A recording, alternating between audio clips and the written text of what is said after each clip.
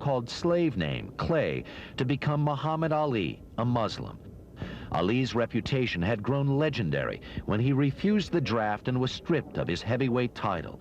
So it was no surprise that he was the focus of the press But I do predict I'll be twice as fast. and the favorite of the people of Zaire. 5 times his one, I'll completely outclass him. He went around to all the people in Zaire and told them, I'm the greatest, I did this, I'm the greatest, George is nothing. And there were rumors that Ali was paying witch doctors to put curses on George. So George was uncomfortable. He was suspicious that everyone was trying to do something to destroy him. He wouldn't even talk to me. George surrounded himself with Zairean secret police and became deeply distrustful and uncommunicative. But Ali kept talking. After 8 good rounds, it'll be obvious that he's dead tired. Everyone knew that Ali was a skillful fighter, but many worried that he would crumble under Foreman's fearsome fists. People were really, really afraid of what was going to happen in that fight. There were people literally fearing for Ali's life. The big day was October 30th, and at 4 o'clock in the morning, scheduled for the convenience of American viewers, the bout for the heavyweight title was about to begin. Foreman came out meaning business and threw punch after punch. Few landed due to the brand new rope-a-dope technique that Muhammad Ali invented. He leaned back on the ropes to conserve his energy, while George kept throwing 6 punches for every one of Ali's.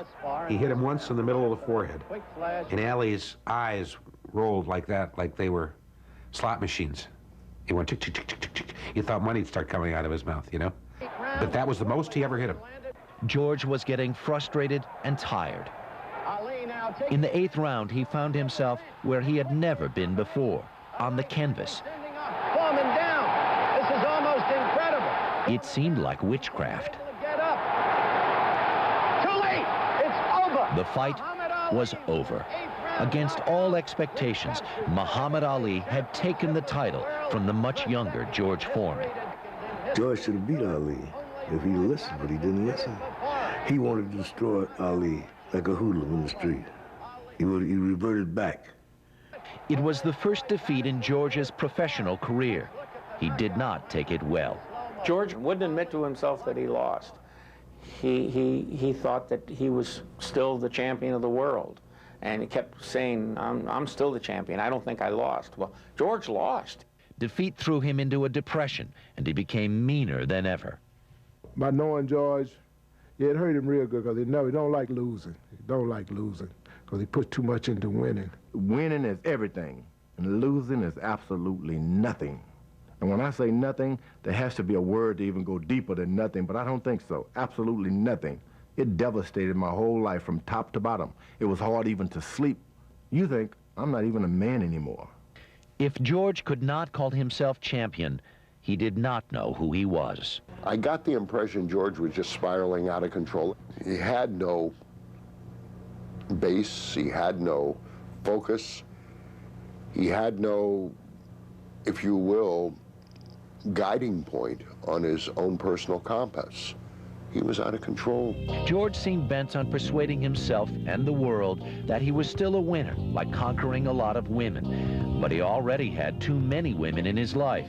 Even before the divorce from Adrian, there was a pregnant girlfriend, and soon after, yet another woman and another child.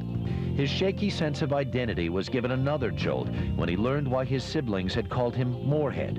Leroy Moorhead, a World War II veteran, was his biological father.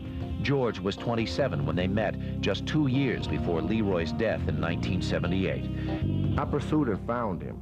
I really did. But I never found the love that I had in J.D. Foreman. He did not develop a strong relationship with his biological father and struggled with who he really was. George was more depressed than ever, and the only thing that kept him going was his longing to be a winner again. Nothing would cure me. The only thing that would cure me is if I would become heavyweight champ of the world again. George is claiming the heavyweight crown.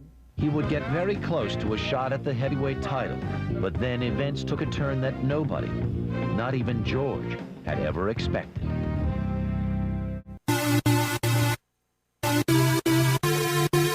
Hi, this is LaShawn Merritt. And Olympic champion and world champion. And you're watching TVJ SN.